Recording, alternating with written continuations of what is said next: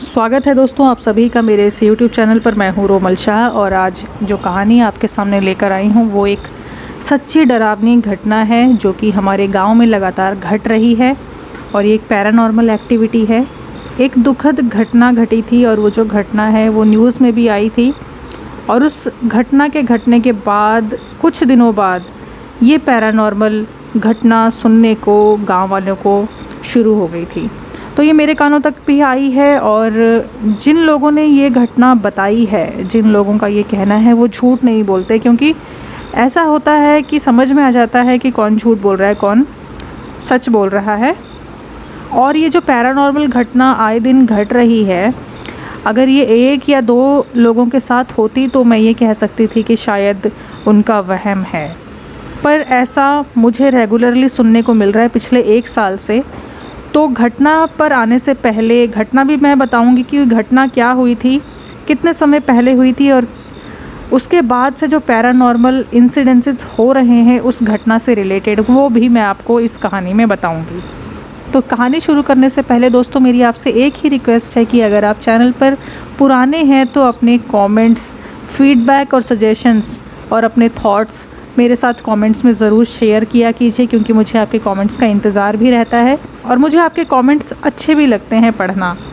और अगर आप चैनल पर नए हैं और ये कहानी आज पहली बार सुन रहे हैं तो ये कहानी सुन लीजिए, उसके बाद आप बाकी कहानियाँ भी चेकआउट कर सकते हैं। अगर आपको अच्छा लगता है हॉरर स्टोरी सुनना या पैरानॉर्मल कहानियाँ सुनना या सच्ची घटनाओं से रिलेटेड वीडियोज़ देखना, गोस्ट स्टोरीज़ सुनना, स्केरी स्टोरीज़ सुनना, तो आपको मेरा चैनल मुझे उम्मीद है पसंद आएगा। तो आइए शुरू करते हैं फिर ये कहानी। तो दोस्तों हुआ कुछ ऐसा था, करीब 4 साल पहले की बात है और ये घटना जो घटी थी ये न्यूज़ में भी आई थी और उड़ीसा की बात बता रही हूँ मैं। मेरी क्योंकि मदर उड़ीसा से हैं, मैं अपनी मदर की तरफ से उड़ीसा से बिलोंग करती हूँ, पर उड़ीसा में मैं बहुत ज़्यादा नहीं रही। हम बीच बीच में ही जाते हैं, लेकिन जब जाते हैं दोस्तों बहुत अच्छा लगता है। अच्छा, ये जो घटना घटी थी ये दरअसल हुई क्या थी, उससे पहले मैं आपको थोड़ी सी जानकारी देना चाहूँगी कि हमारे गांव के पीछे एक बहुत बड़ी गहरी नदी बहती है और उस नदी में मगरमच्छ आम तौर पर नहीं होते, लेकिन कुछ समय ऐसा होता है जब सरकार मगरमच्छ को रिलीज़ कर देती है। बहुत सारे मगरमच्छ उस समय में नदी में तैरते हुए हमको दिख जाते हैं, ऊपर से ही मैंने भी देखे हैं कि मगरमच्छ तैरते हैं। अच्छा, अब एक चीज़ मैं आपको बताती हूँ कि सरकार करती क्या है कि सरकार जब मगरमच्छों को छोड़ती है नदी के अंदर तो उनके मुंह पे क्लैम्प्स लगे हुए होते हैं ताकि वो किसी पर अटैक ना कर सकें। लेकिन जैसा कि दोस्तों आपको पता है कि मगरमच्छ भले ही किसी को ना खाएं, लेकिन अपने पूंछ के वार से भी इतनी गहरी घाव कर सकते हैं शरीर में कि इंसान की मौत हो सकती है। ये एक बात। दूसरी बात ये है कि बहुत बार ऐसा होता है कि मगरमच्छों के मुंह में क्लैम्प्स लगे हुए होते हैं। करीब 3 महीने का एक ऐसा पीरियड होता है बारिश से पहले कि जब मगरमच्छों को नदी में छोड़ दिया जाता है।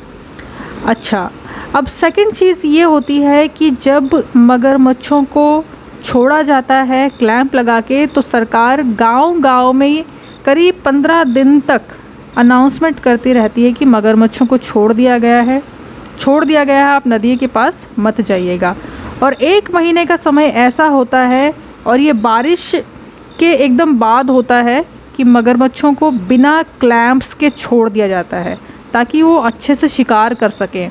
और उस समय में लोगों के अंदर भी इतनी अकल होती है, इतनी समझदारी होती है कि वो नदी के आसपास नहीं जाते।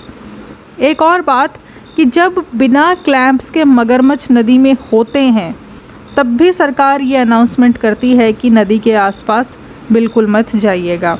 लेकिन जो मछुआरे लोग होते हैं उनको टेक्निक्स भी पता होती हैं कि मगरमच्छों से कैसे निपटा जाए या उनसे दूर कैसे रहा जाए। तो ये थी कुछ जानकारी। अब मैं उस घटना पर आती हूँ। वो घटना हुई किसके साथ थी, क्या हुई थी। तो हमारे गांव में एक लड़का रहता था, वो गांव में ही पला बढ़ा था, सब कुछ गांव में ही उसका हुआ। वो करीब 28 से 30 साल के बीच में होगा। वो नोएडा में एक जगह रहता था। जब उसके बच्चे की छुट्टियां पड़ी 2 महीने की छुट्टियों में, तो फिर वो गांव आया।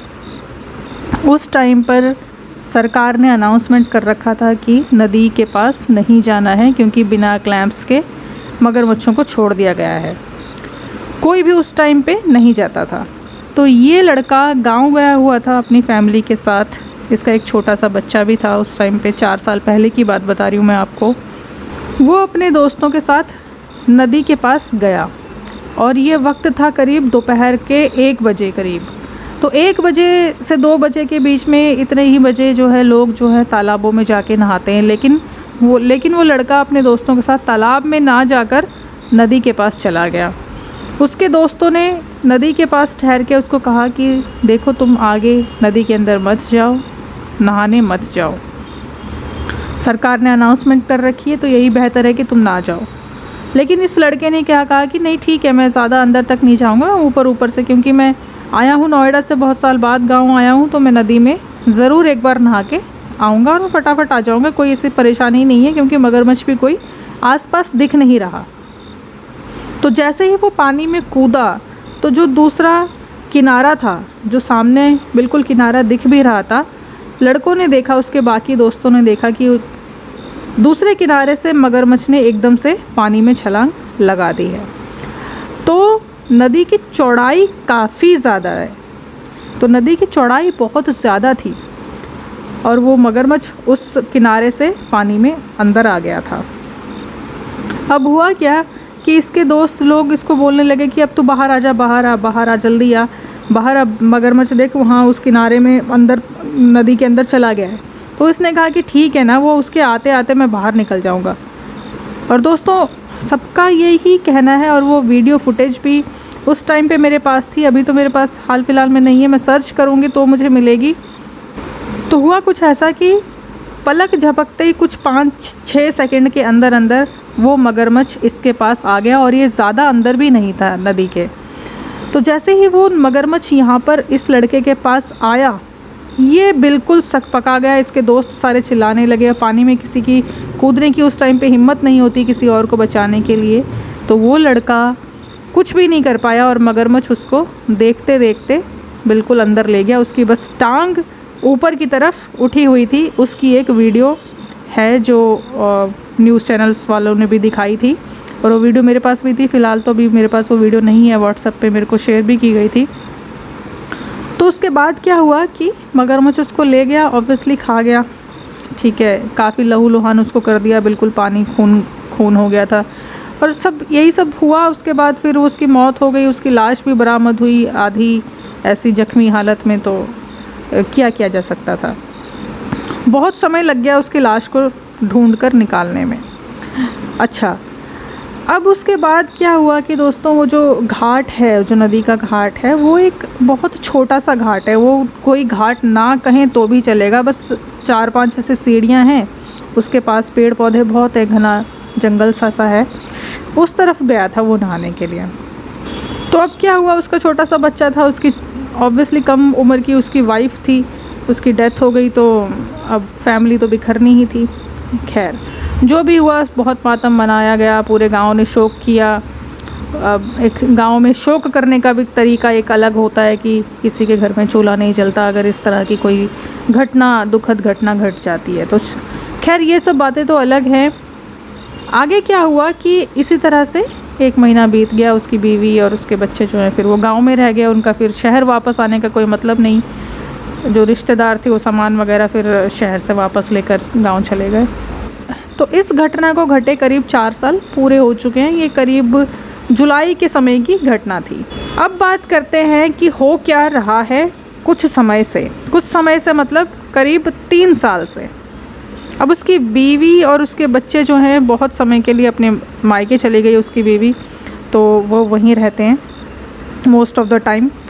तो हुआ क्या कि एक बार उसकी बीवी और उसका बच्चा जो है गांव आए, अपने घर आए, जहाँ पर उस बच्चे का अपना घर है, वहाँ पर वो बच्चा आया अपनी माँ के साथ। हुआ क्या कि उनके घर के दरवाज़े में ठक ठक ठक ठक की आवाज़ रोज़ रात को जब सब सो जाते थे तब आती थी।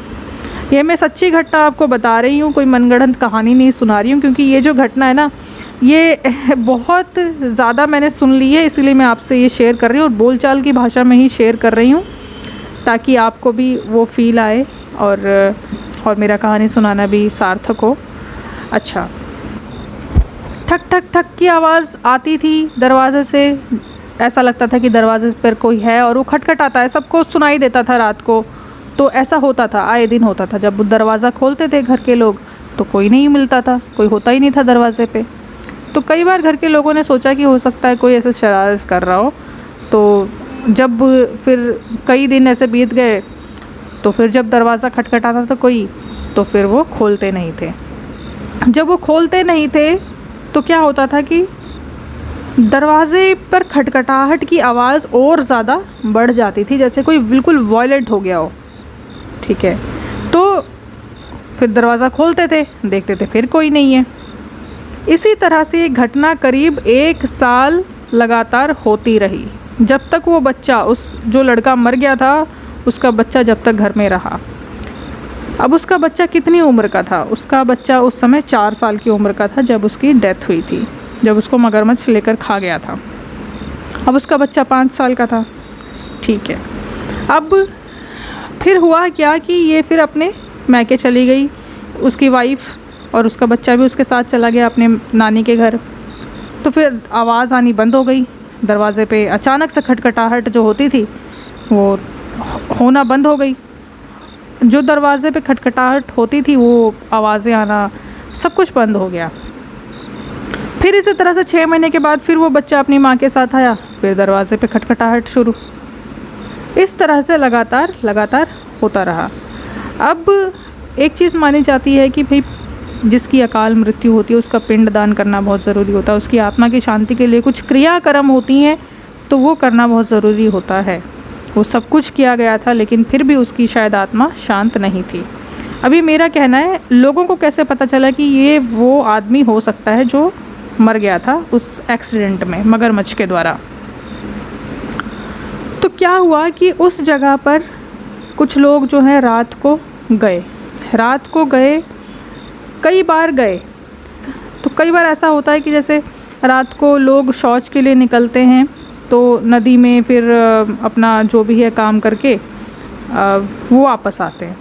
तो कई लोग जब गए तो वो आवाज़ें आने लगी। जब वो जैसे छटपटा रहा था, जैसे वो आवाज़ें दे रहा था, उसी तरह की आवाज़ें, जो आवाज़ें वो निकाल रहा था, बहुत दर्दनाक चीख रहा था, चिल्ला रहा था बचा हो करके। ज़्यादा समय के लिए तो नहीं था, लेकिन जितना भी था वो आवाज़ें लोगों को सुनाई देने लगी। अब वो लोगों को, एक इंसान को सुनाई नहीं दी, वो कईयों ने एक्सपीरियंस की। अब मैं बताती हूँ आपको कि हुआ क्या। अब मैं अपने मामा जी की बात बताती हूँ कि मेरे मामा जी अभी कुछ समय पहले ही उड़ीसा गए थे, 6 महीने पहले, जब सर्दियाँ पड़ रही थी।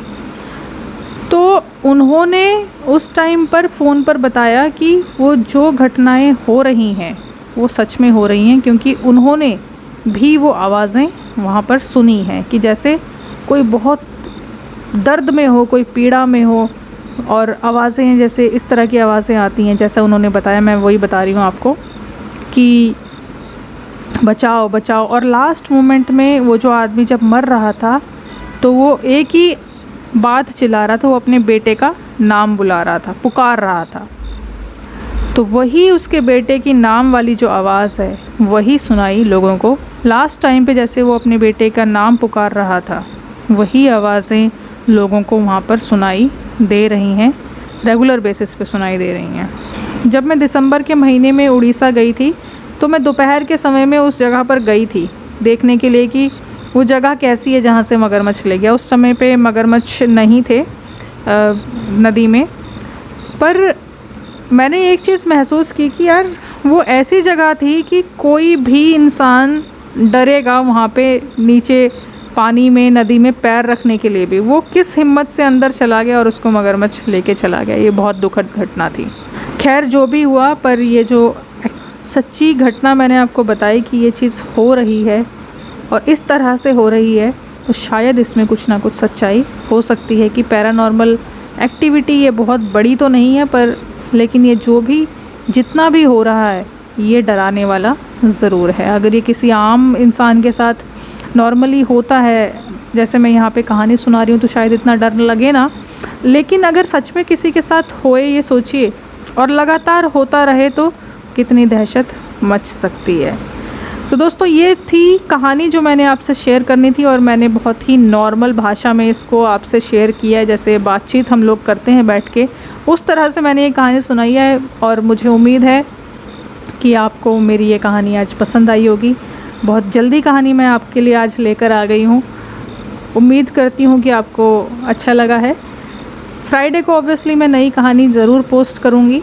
तब तक के लिए अपना खूब ख्याल रखिए। जय माता दी।